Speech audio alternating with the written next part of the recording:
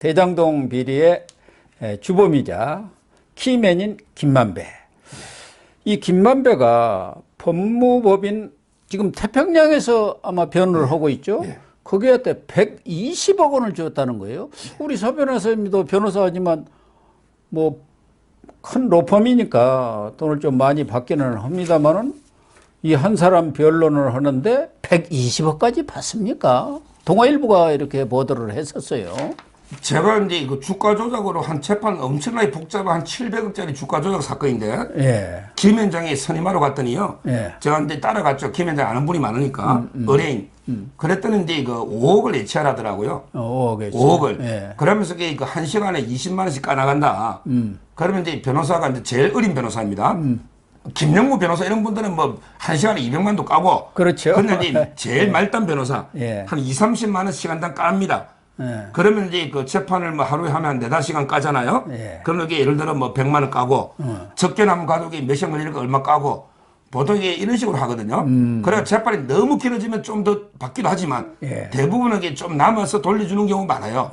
대부분은. 근데 김만배 씨가 120억은 저는 이게 두 가지 이유가 있다 봐요. 아, 그래요. 하나는 이제 거기에 그 김수남이가 검찰팀장이, 김수남 총장이 태평양에 갔습니다. 아, 그렇습니까? 거기에 그 50억 클럽에 김수남 이름이 있잖아요. 예, 그거 옛날에 있죠. 수원지검장하고 총장. 예. 태평양에 그 들어가 있거든요. 그러니까 이제 크게 보면 검찰의 대응팀이 있어요. 태평양에.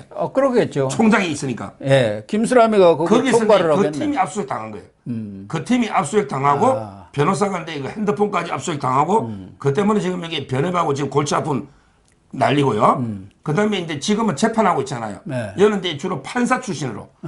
거기 태평양의 김만배 팀의 판사 출신 총책임 변호사가 제 이제 고등학교 1년 후배고 대학 동기입니다. 아, 그렇군요. 그 고등법원 부장판사다 나왔어요. 예. 이번에 나왔어요. 예. 그러니까 이제 그 팀은 압수수색 안 당하고 크게 두 팀인데 태평양이 그래도 이게 120억은 좀 이게 과하다. 그러니까 이제 그 검찰에서는 이게 돈을 빼돌릴 수단이 아니냐. 미리 많이 맡겨놓고. 그러니까. 그럼 나중에 변호사비가 뭐 4, 50억 들었다. 그러면 이게 그 80억 돌려받잖아요. 남은 그러니까, 거니까. 예. 이렇게 해서 이제 그 압수수색해서 자금을 추적하고 있는 이런 상황이죠. 그러니까 뭐 김만배 측에서는 1심뿐만 아니라 항소심까지도 예상을 해서 그렇게 지급을 했다는데 누가 보더라도 재산 빼돌리기라고 봐야죠. 그래서 지금 이 법무법인 태평양에서는 항소심은 이 세무 처리가 어려워갖고 돌려줬다. 그래갖고 검찰도 다 수긍을 했다고 하는데 맞습니까? 검찰이 법무법인의 이 해명, 설명을 다 수긍해서 그러면 그게 클리어 된 건가요? 그거는 이제 조사를 해봐야 되는 거죠. 아직 항소심은 이게 가지도 않았으니까. 그러니까요. 지금 이제 그 뭐 아직 1심 중에 있는 거고요. 예, 예. 13일부터 이번 주입니까? 13일부터 이게 재판이 재개되는 거예요. 저도 이게 김만배하고 제가 최영길 재판은 17일입니다. 우리 수원에서는. 예. 그러니까 이제 1심이 아직 끝나려도 많이 멀었는데 뭐 항소심까지 대부분까지도 해줄 수 있는 거예요. 맡겨놓고 까나가니까. 따라서 이제 그 해명이 맞는지는 저는 이제 수사를 해봐야지 그 해명을 고지고대로 더 믿기는 어렵다 봅니다.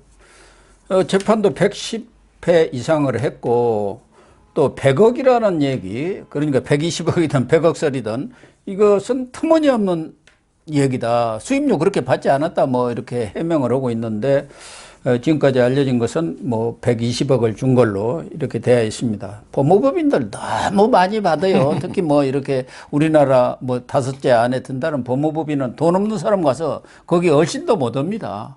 그런데 지금 이 변호사를 통해서 김만배가 구속되어 있으면서 재산 그 은닉된 이런 내용들 최우양인가요? 또 이한성 이런 사람들한테 뭐다 감춰라 뭐 부동산을 사라 이런 내용들을 다 보고를 받았다는 거 아닙니까? 결국 변호사가 적게나면서 가서 이렇게 지금 재산을 어디다 감췄고 어떻게 했다는 그런 내용들을 검찰이 다 입수를 했을 거 아닙니까? 지난번에 변호사 압수수색을 했을 때 그런 자료들까지 수색을 했을 거예요. 또 핸드폰에도 뭐 김만배하고 통화 내용이라든가 이런 것들도 있었을 것 같고요. 그렇죠. 그거는 이제 그 변호권의 남용이죠. 변호사도 이제 그 사건의 변호에 대해서만 접견하거나 네. 면담하거나 이제 할 수 있는데 예를 들어 변호사도 범죄에 가담하면요, 그것도 처벌됩니다.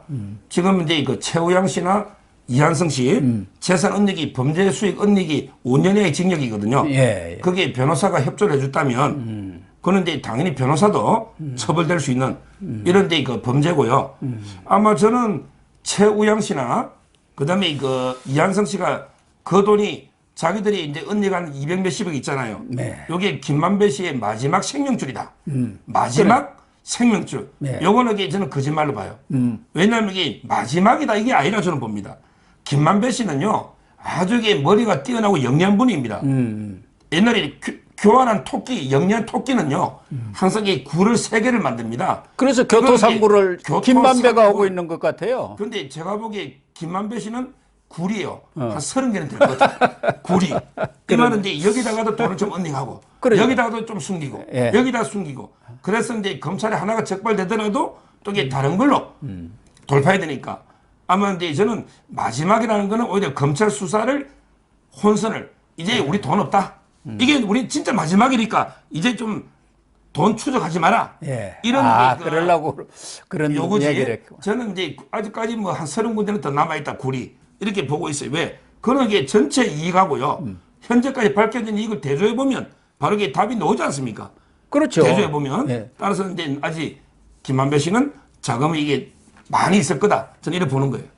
그러니까 김만배한테 배당된 그 이익만도 2,386억이거든요. 그런데 지금 800억 추징 보전했고, 그 다음에 275억 했고, 그러면 한 1,000억 좀 넣고, 거기다가 김만배가 이제 로비 자금으로 여러 개 썼을 것을 감안하더라도 거의 1,000억 가까운 돈이 어디다 은닉되어 있다고 봐야죠. 그런데 그 148억인가? 쪼개기로 해갖고 수표 감춰놓은 거, 그게 마지막 생명줄이라고 말씀하신 대로 서 변호사님이 아주 정확히 짚은 것 같네요. 엄살 떠는 거라고 봐야죠. 그러니까 나 이것까지만 좀 봐줘. 나머지는. 방송에서 이야기를 연합뉴스나 TV조선 너무 많이 해가지고 예. 다음에 그 17일 김만배 씨 만나면 이게 또 제가 참 입장이 곤란할 수도 있는 정기 너무 공격하면 김만배가 째려보고 가겠는데요. 저 사정후기 때문에 그냥. 저번에는 제가 이렇게 이야기해서 김만배 씨한테 방송에서 좀 비판한 건 미안하다. 예. 했더니 본인이 이해한다. 저보다 더 비판하는 사람도 많아요. 자기 이용하는 사람. 예. 근데 저는 팩트만 이야기하지. 제가 이게 뭐 감정적으로 김만배 씨 이용한 건 없잖아요. 팩트만 가지고 이야기하자는 거죠. 그 6일 날 전격 소환했지 않습니까? 23일 만에 자해서도. 그리고 지금은 풀려난 상황이죠. 그렇죠. 그러면은 앞으로 계속 김만배를 재소환해서 지금 검찰은 수사를 합니까? 어떻게 됩니까? 김만배 수사는. 뭐 재판은 재판대로 가겠지만. 재판은 이제 그 13일부터 재개된다고 했고요. 재개되니까요. 수사는 이제 불러서 한번 했죠. 한번 했는데 이제 그 지금도 아직 김만배 씨가 천화동의 1호 입을 안 열고 있는 거 아닙니까? 그게 아직도 핵심인데. 거다. 예. 이러고 이제 아직은 좀 버티고 있는 것 같아요. 아, 그렇군요. 뭐 제가 보기에 좀 더 나와야. 근데 그 버텨봤자 어차피 안 되는 거거든요. 예. 왜 그러냐면 이게 문재인 때 검찰도 야 김만배 씨 당신 건 아니잖아. 근데 유동규 거 아니야. 이래가 100% 유동규 거로 기소를 했단 말이에요. 어떻게 그게 유동규 거겠습니까? 그러니까 그게 이제 그 김만배 씨 그 아이라는 게 그 남욱 변호사하고 정민용 변호사 있잖아. 예. 이게 다 이미 서류까지 나왔지 않습니까? 이 돈을 이재명 측에 어떻게 전달할래? 그러니까 이제 남욱이가 그 돈을 명의신탁을 해놓은 걸로 꾸며가지고 네. 그러면 이게 화천대유 상대로 재판을 걸어. 이게 실제 내 돈이다. 그러면 이게 화천대유가 재판을 져주는 거예요. 네. 일부러. 네. 그러면 남욱 변호사가 명의신탁 돈 내 찾아오는 거니까 돈을 받아서 네가 이게 이재명 측에 건네주라. 이렇게 해서 서류까지 다 꾸민 게 이미 다 이게 정민용 변호사 그 컴퓨터나 모든 게 다 나와 있거든요. 네. 아니 남욱 그다음에 유동규 그다음에 정영학 씨까지 인정했잖아. 정영학 회계사. 그다음에 정민용 변호사. 이런 진술. 그다음에 수많은 물증들. 그다음에 옛날에 김만배 씨가 수없이 그 절반 내 거 아니라고 했잖아요. 예. 자기 게 아니라고. 근데 이제 와서 갑자기 내 거라고 우긴다고 본인이 매막을 됩니까? 따라서 저는 조금 이게 시간은 걸릴지 모르지만 언젠가는 이게 입을 열지. 뭐 유동규도 제 생각보다는 좀 빨리 열었어요. 예. 저는 1심에서 형량이 한 20, 30년 넘으면 열 줄 알았는데 빨리 열었거든요. 예. 그거는 이제 김문기 씨에 대한 배신감. 김문기 모른다 했잖아. 예. 그래서 유동규 씨도 입을 좀 빨리 열었어요. 근데 김만배 씨도 저는 뭐 1심 가보면 아직은 김만배 변호인 태평양이나 우리가 무죄 받을 수 있다. 아직은 이게 그런 희망이 좀 있더라고. 근데 1심에서 형량이 중형이 나오면 입을 열지 않을까 이런 생각도 있고 좀 이게 지켜봐야 됩니다. 예, 지켜보도록 하시죠.